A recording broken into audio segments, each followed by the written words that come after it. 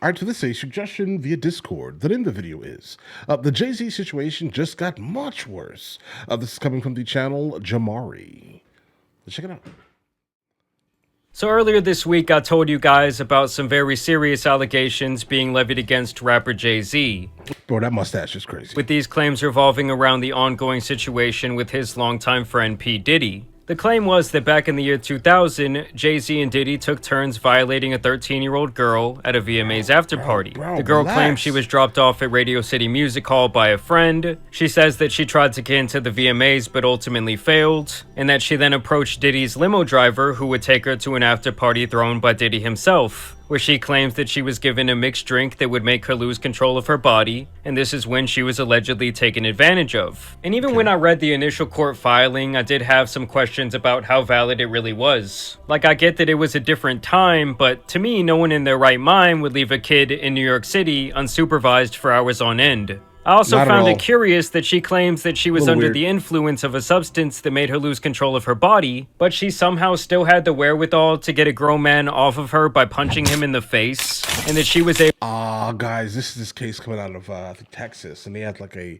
celebrity lawyer to run out of the room, out of the mansion, and retrace her way on foot back to a gas station, while presumably still under the influence and in the middle of the night. Also, the whole part where Diddy comes in and allegedly says, "You're ready to party," sounded like something out of a fan fiction more than anything else. And now this woman has actually come forward with an anonymous interview via NBC, and there is a serious lack of consistency with her story, to say the least. It's out? Before I roll the clip, I do want to try and remain as sensitive as I can be, because NBC does start this by saying this woman does actually have a mental disorder, as I believe they have vetted her background, and this woman has been diagnosed with autism. You should always— Bro, and I have autism.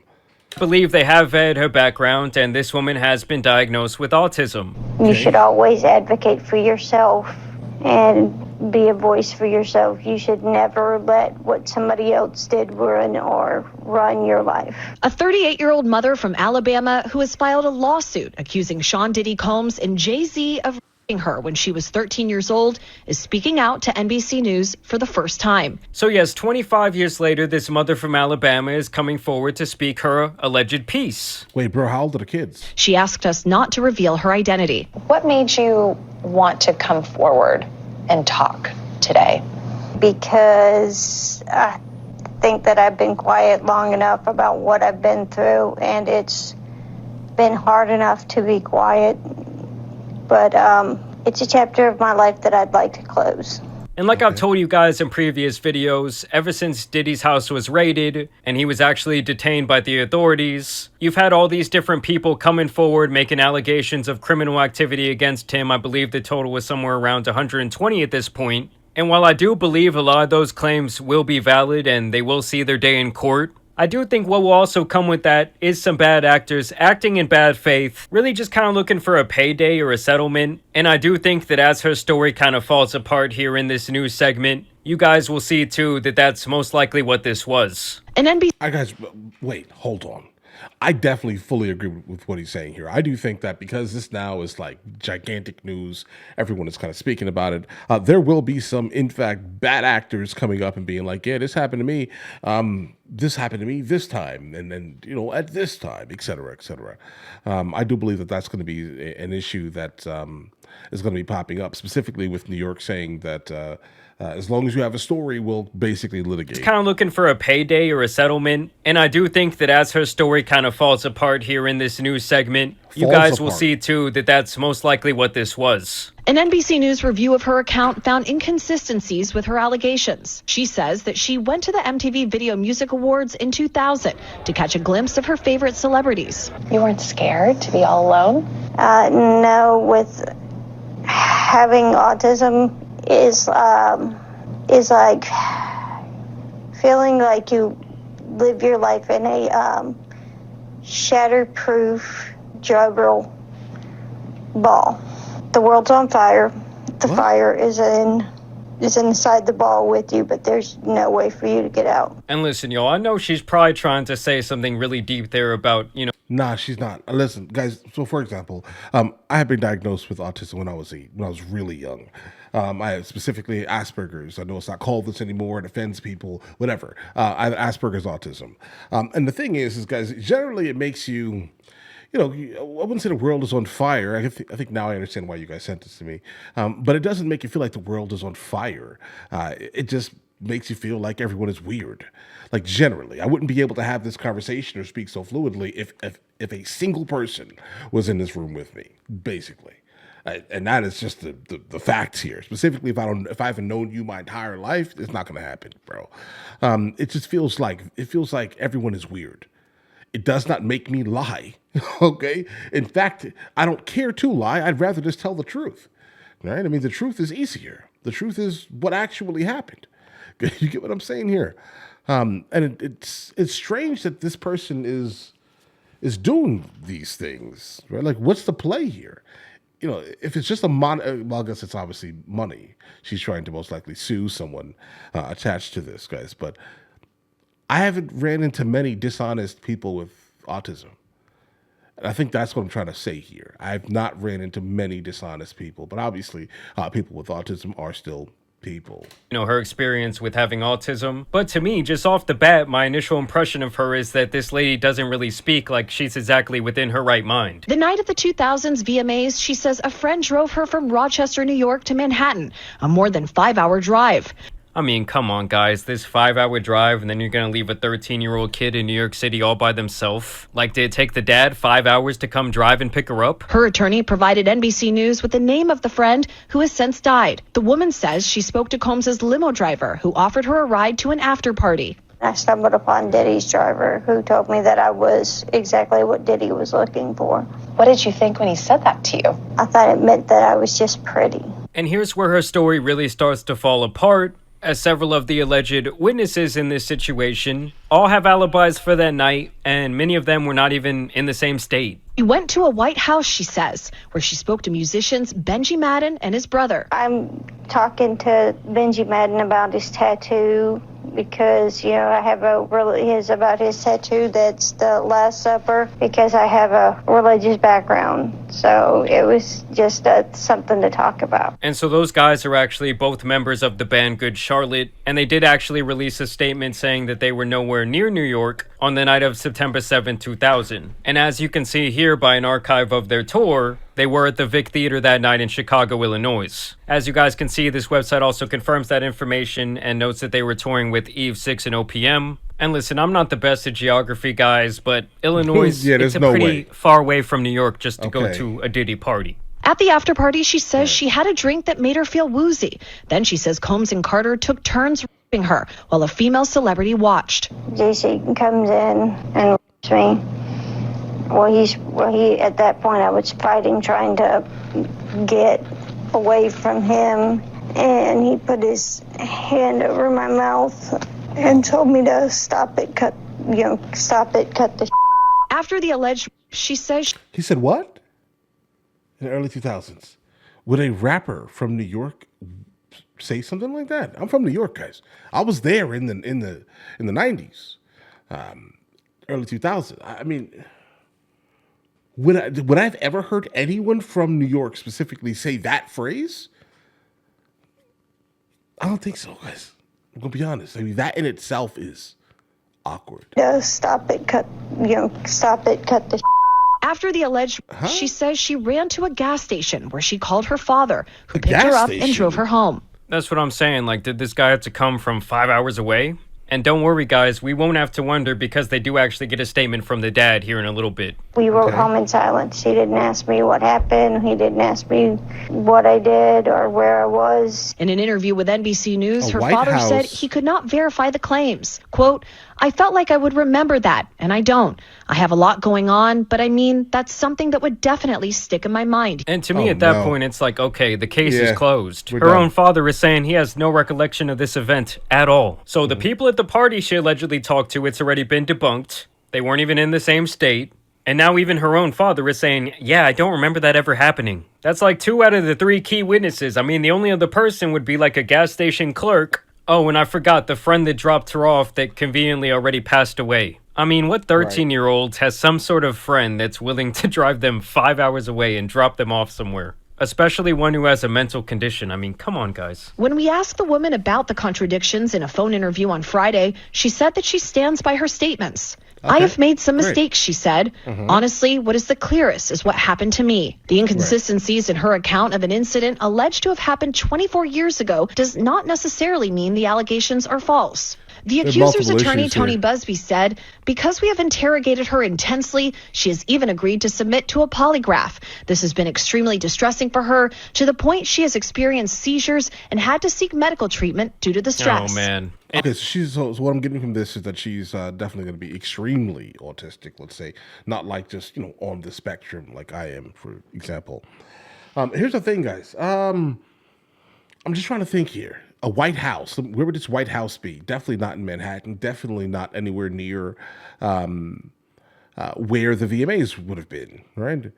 So you would have recognized a long drive, by the way, from Manhattan to East Hampton, let's say. I grew up in East Hampton. I can definitely tell you this right now. Probably maybe 7, 8 minute, 10-minute walk, let's say, from Diddy's literal house. What gas station did you run to? What was the name of it? Okay, and the reason why I'm saying this is because, guys, if you've ever been to the Hamptons or like Montauk out there, what gas station did you run to? What did it look like? What were the colors of the logo? I want to know, because 90s, early 2000s, what gas station you were even referring to? How long did you walk? 3 hours? Bro, what are you saying? Okay. And first of all, that drive from Manhattan to the Hamptons, where he would have been living, a White House, obviously is not going to be in Manhattan, right? Unless he's just talking about the white walls and potentially, right? But a White House? I don't know what you're talking about, bro. You're saying a lot of nonsense. And I know Tony Busby has been a really successful lawyer working some of the biggest cases, especially out of Houston, over the last couple of decades. With that being said, the guy is obviously an opportunist, and he loves jumping on these high-profile cases, and I think in this instance, it seems like he just flew a little bit too close to the sun. Like, to me, even just reading the initial court document without these other witnesses coming out and saying that the story is bullshit, I already felt like her claims were really questionable, to say the least. And it was definitely not something that I felt could be, like, substantiated in court. Is any part of you scared coming out against such powerful people? I'm scared of what could happen, but I'm more afraid of letting it eat me alive from the inside out than I am of being chastised by their fans. And Jay-Z and Rock Nation, as well as his attorney, would actually put out a statement after this news piece was released, where he says, today's investigative report proves this attorney, Busby, filed a false complaint against me in pursuit of money and fame. This incident didn't happen, and yet he filed it in court and doubled down in the press. True justice is coming. We fight from victory, not for victory. This was over before it began. This 1-800 lawyer doesn't realize it yet, but soon. And that's apparently a statement directly from Jay-Z himself. Right, and in a statement it sounded like it. From his lawyer, they say, it is stunning that a lawyer would not only file such a serious complaint without properly vetting, but would make things worse by further peddling this false story in the press. We're asking the court to dismiss this frivolous case today, and will take up the matter of additional discipline for Mr. Busby and all the lawyers that filed the complaint. And listen, guys, Jay-Z has money, Jay-Z has power, and that's not just in the entertainment industry. Jay-Z actually holds a lot of political power. He's been in bed with the NFL, I believe, for close to a decade. And so now I truly do believe that we're going to see a bit of a war between him and this guy, Tony Busby. Like I told you guys before, Tony was the one who represented all the... He's going to have to now, like back out of this and just take whatever defamation, is going to come to him. Those women...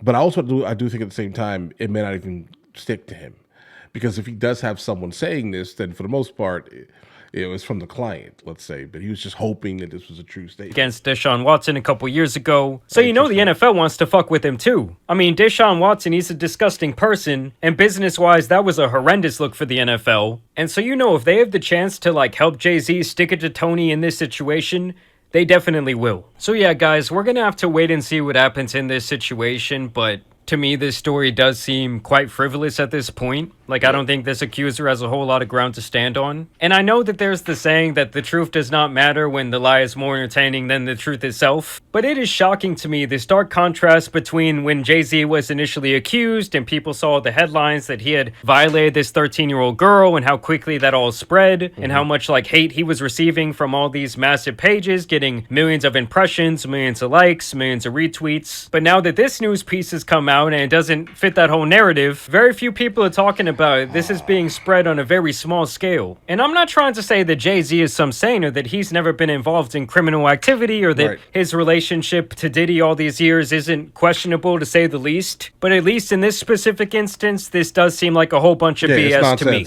But either way, I do want to know what you guys think about it down below. All right, guys. Name of the channel the video came from is Jamari, guys. But all right, so let me get my thoughts together on this one here. Yeah, so when you guys sent me this, obviously this was in the midst of, I guess, a lot of people speaking about it, right? And when I said it, I was like, is it plausible? Like, based off of the lifestyle of the 90s? Kinda. It's kind of plausible. But now, after hearing how all of this is kind of turning out so far, guys, it's not plausible at all, bro. I just don't well, how about this? This specific instance is nonsense. It's all nonsense.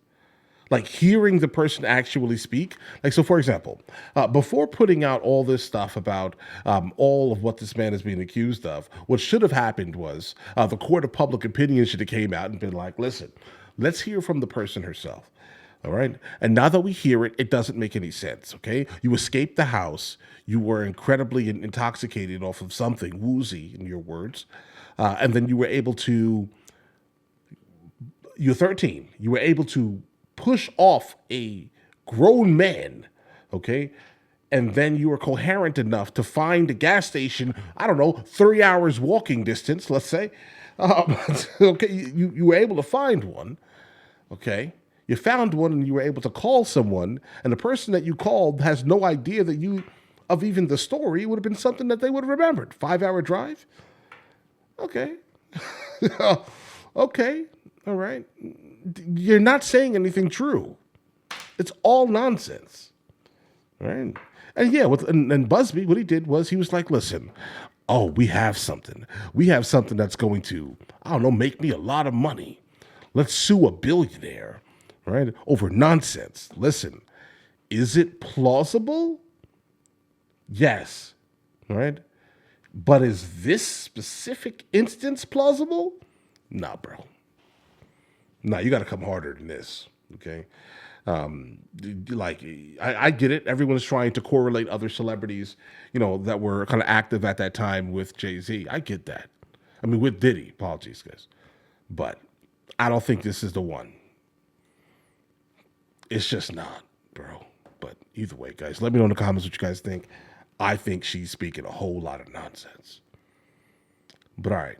You guys all have an absolutely amazing day. Enjoy your day thoroughly. This is my lightsaber. Hey guys, you guys subscribe to the other channels? Logical Movie Reviews with Mr. L. Boyd, along with Mr. L. Boyd Music. Oh, also, Mr. L. Boyd Discusses. Guys, check it out. And if you haven't heard it today, you're amazing.